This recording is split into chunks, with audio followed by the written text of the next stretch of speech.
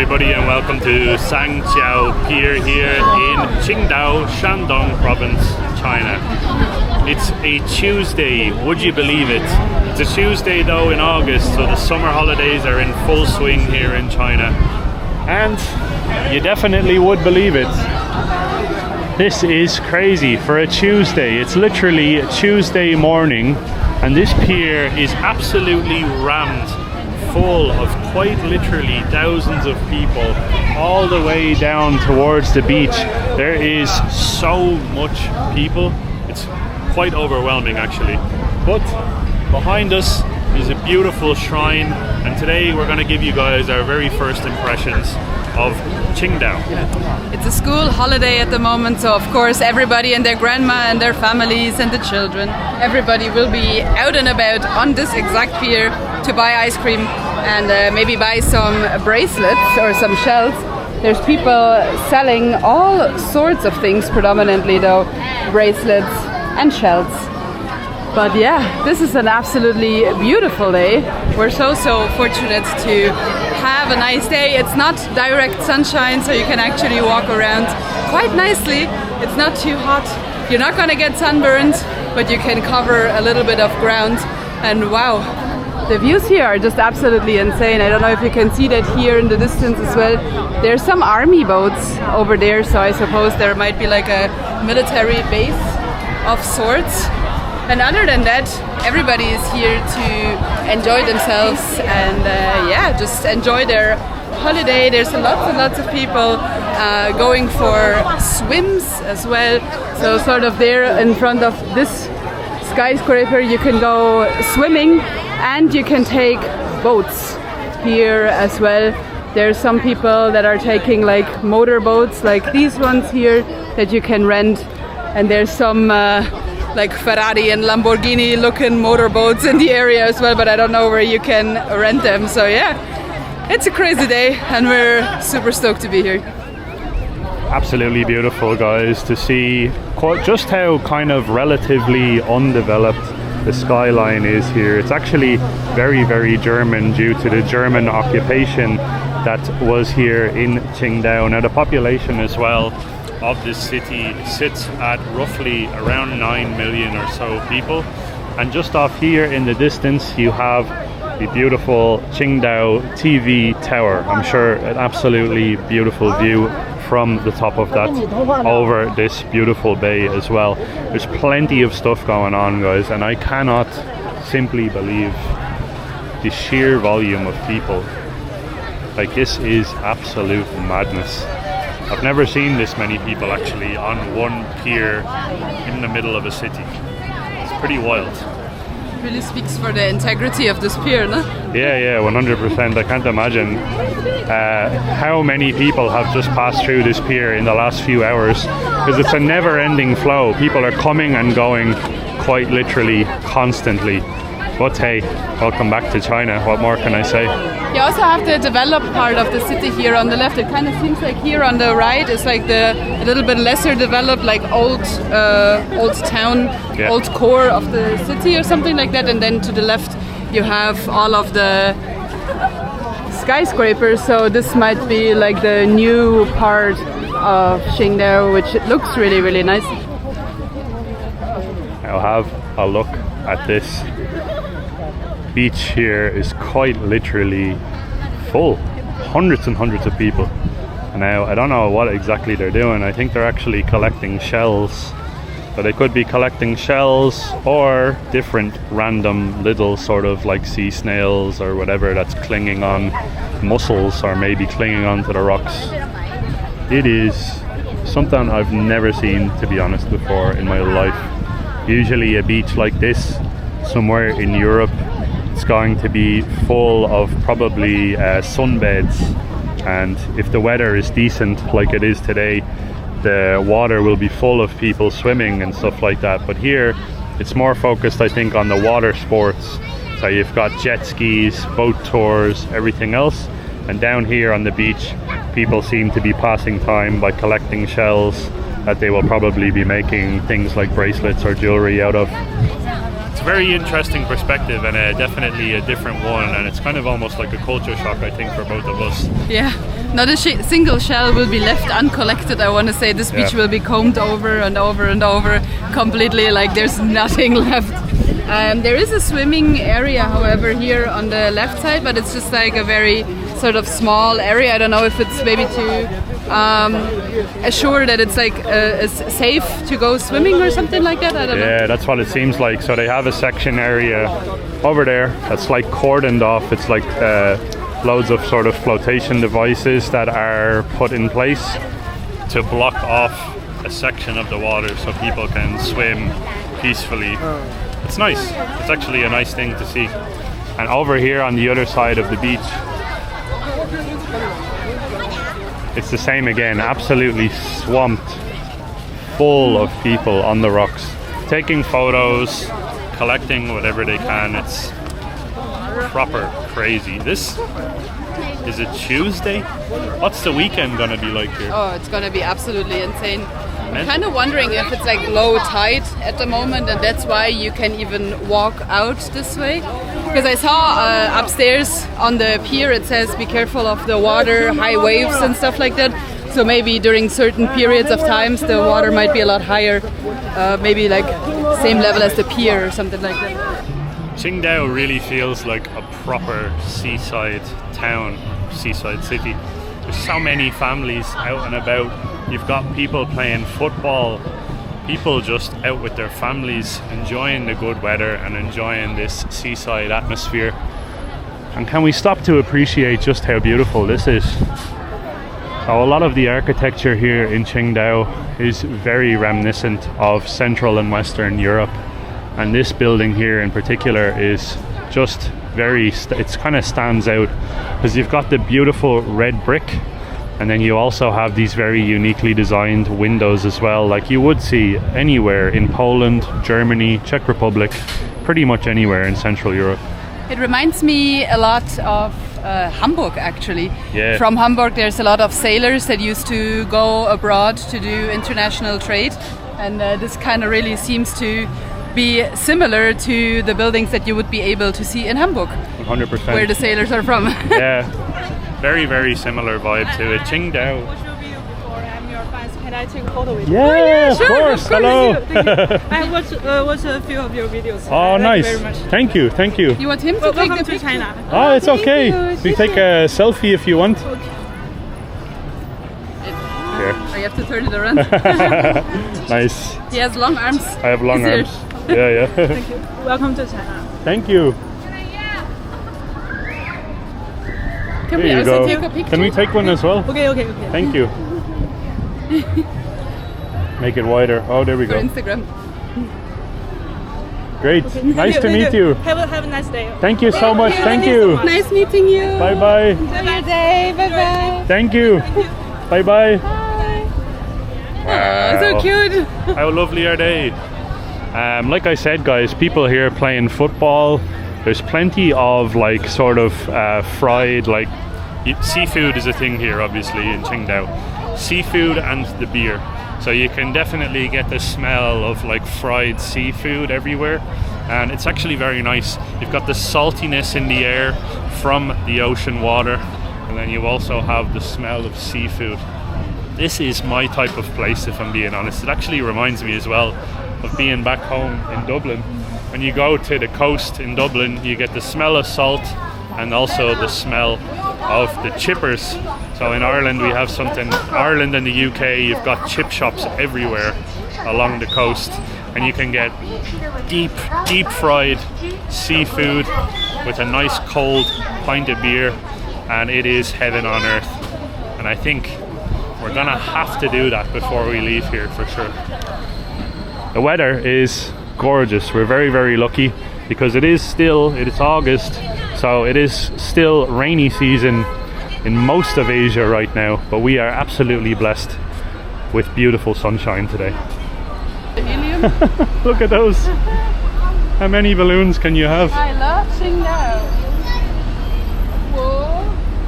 Wow. so many balloons. That's crazy. I was trying to say I love Qingdao in Chinese, but I can just say I like Qingdao. 我喜欢 Qingdao. I think a lot of people say Qingdao. Like Qingdao. with a TS or Like something. the beer, yeah. Yeah, similar to the beer, exactly. Right now, guys, we're on Guangxi Road or Guangxi Lu, and have a look. I just can't get over the beauty of this city. Honestly, it's gorgeous.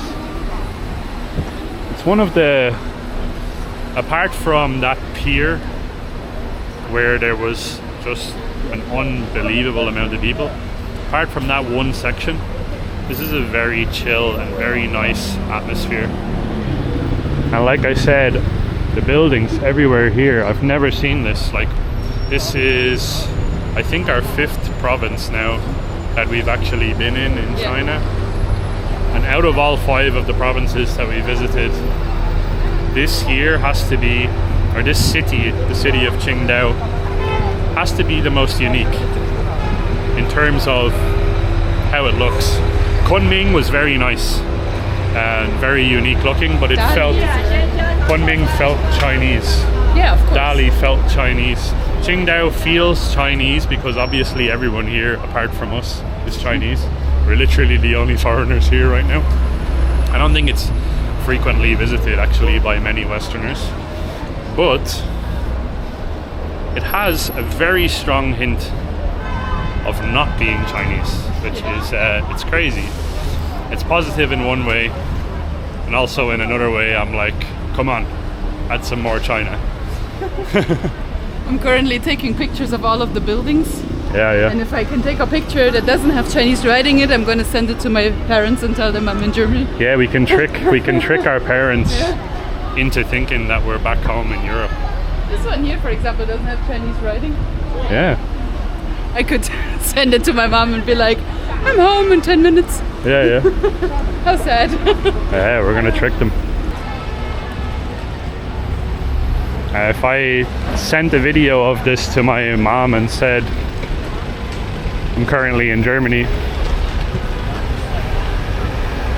she would believe me, honestly.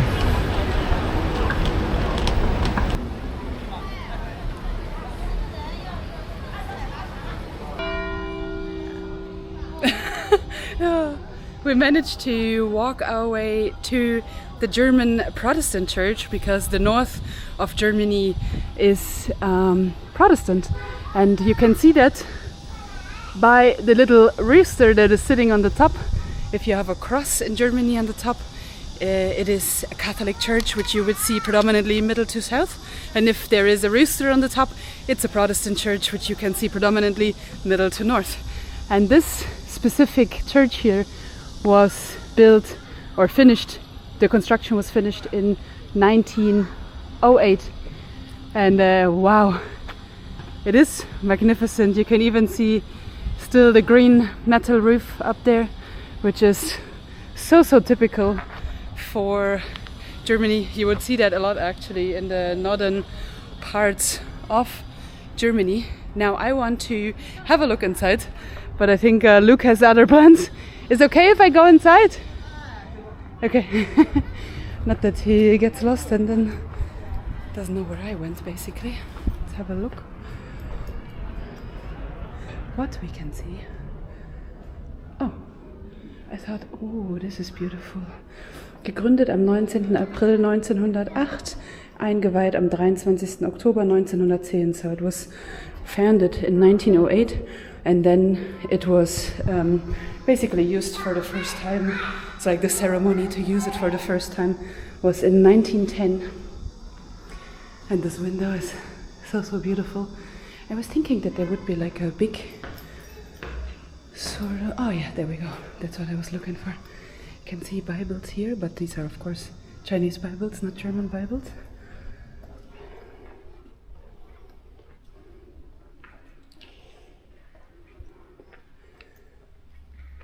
And this is the inside of the typical Protestant church. You can even see the organ up there. Wow, that's very nice. Now Luke and I both are Catholic, we're not Protestant, but it's still nice to be in a Christian church, right? Wow.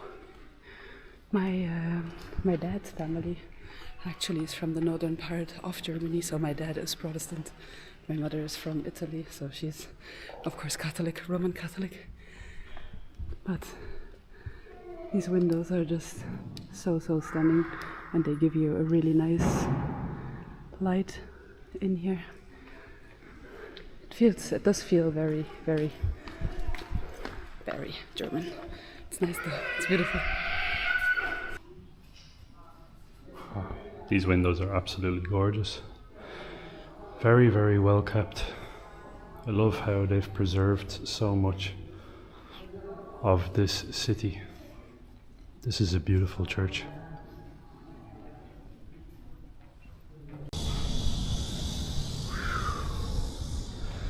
We made our way up the stairs. Sorry, out of breath. But have a look at this. You can see the inner workings of the clock from the clock tower. Very cool. Super interesting sort of a dynamic system that's going on there. And you can see the year 1909. Yeah. It's funny that they imported the inner workings of the clock from Germany. Yeah. Didn't think they would. J.F. Wohle. J.F. Wohle. Wohle. That's the producer of the clock. Oh. Beautiful window with a gorgeous view out over Qingdao.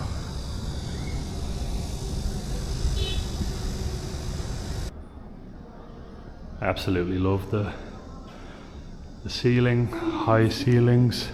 Oh, you can see the actual bells as well through there. Ah, beautiful. Today. Okay. Oh, for today. Oh, okay. Nice. Thank you. Have a nice day. You too. Hello, Governor. So we made it to the German governor's house, the German governor of Qingdao. So believe it or not, between 1898 up until 1914, or the beginning of World War I, Germany had a lease that gave them access to this whole area here in Qingdao. And then the pesky Japanese came and said, get out of here, and kicked the Germans out. But this is where the governor lived. And isn't it a beautiful place?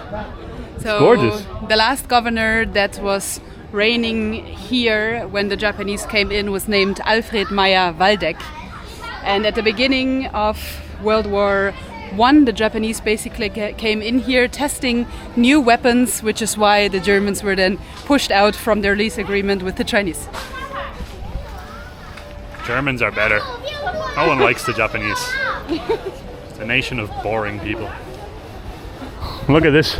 It's gorgeous. Green everywhere as well. Very well kept. I have to say, well done Qingdao for keeping up such a beautiful place. It does look very similar to the church that we have just seen. It does like look very similar to the church, yeah. The build of it is kind of, the colors are similar. Yeah. Very nice. All built in the same similar-ish time period as well, because it was a very brief period of time, like quite literally 16 years that the Germans were here. And in that 16-year period, they seem to have built quite a lot of stuff. After the German left, and at some stage as well when the Japanese left, by the way, this was also, I believe, used by the Chinese politicians in the area. Yeah. And I do recall reading that Mao even visited here as well. Oh, really? I think so, yeah. Wow. Oh, look at this side. This is a quintessentially German looking building here from this side. The beams, the exposed beams on Yeah. the white background is always like the typical traditional German, I guess. Yeah. Wow.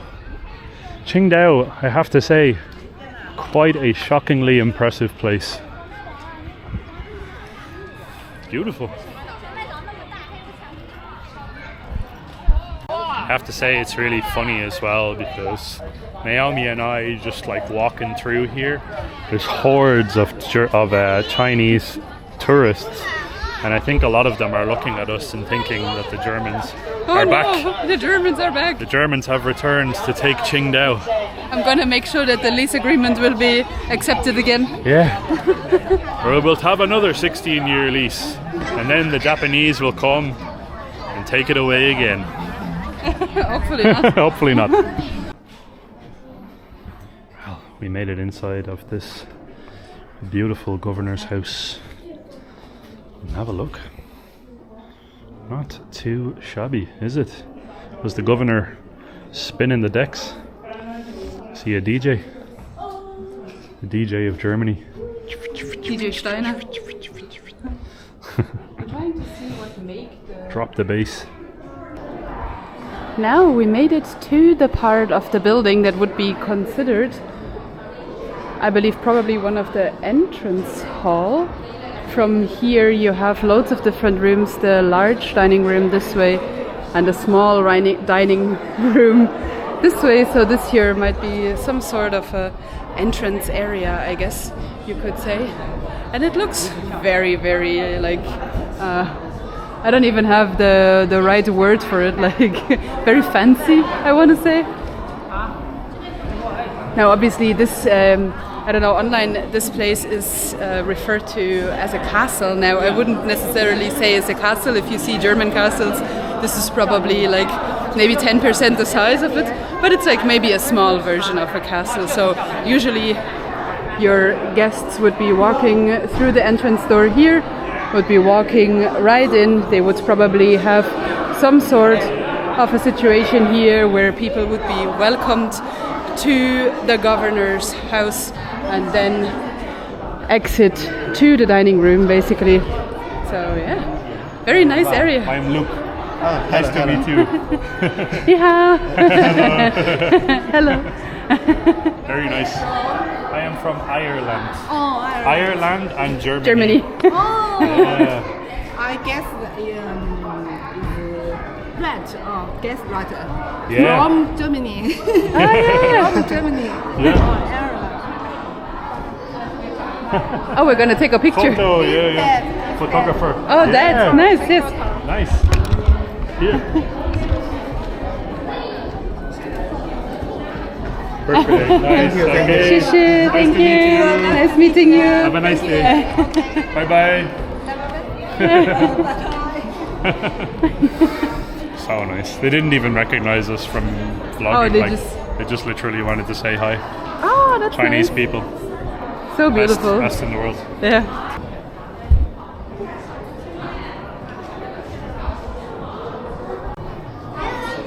So this here is the actual lease that I was talking about. This is a 99-year lease that Germany had from 1898 onwards.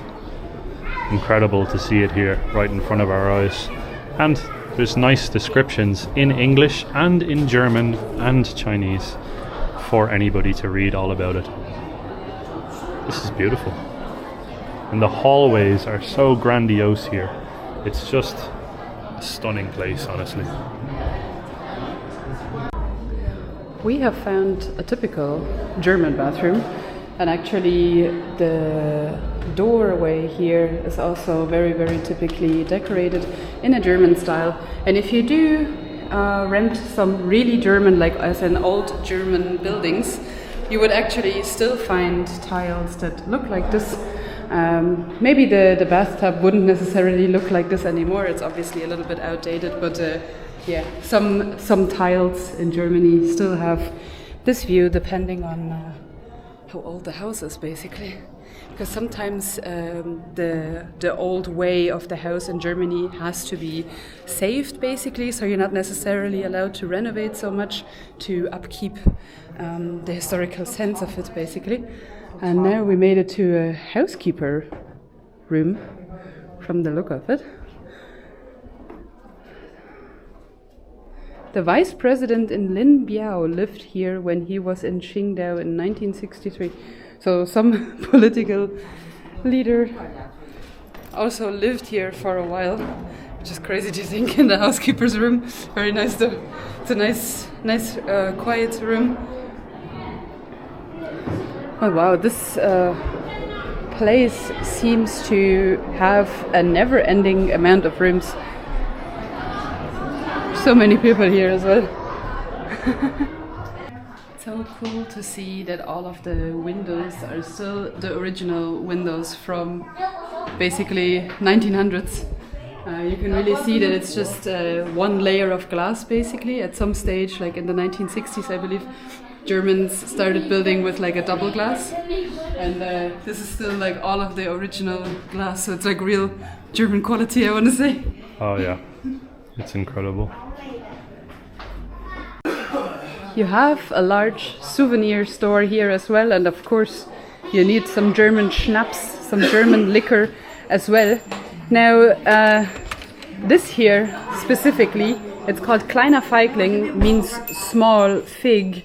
Now this is the type of schnapps that I drank when I was like underage and not supposed to be drinking. Ni hao. Ni hao. So this is the type of liquor that I was drinking back in Germany when I was underage and not supposed to be drinking. It's very, very sweet and it gives you a very bad headache, so never drink that. Jägermeister, on the other hand, of course, it's a German staple. What else do we have? Gebirgskräuterlikör. Never tried this one. What else? Schierker Feuerstein, Kräuter halbbitter. Garantiert Originalrezept. Apotheker Drube. So this is like a proper digestive. So you're supposed to drink this after you had a very big meal to help your digestive system get rid of that meal, basically. Yeah, but all of these are like super, super strong. And what you would do, this one here is called Kleiner Klopfer, so small knocker.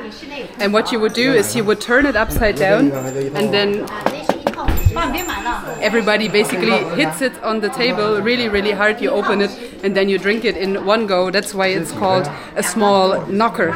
So you knock it away. Yeah, all of them give you like the worst headache though, so don't do that. I mean, you can like do it once, maybe just for the taste, but don't do it regularly.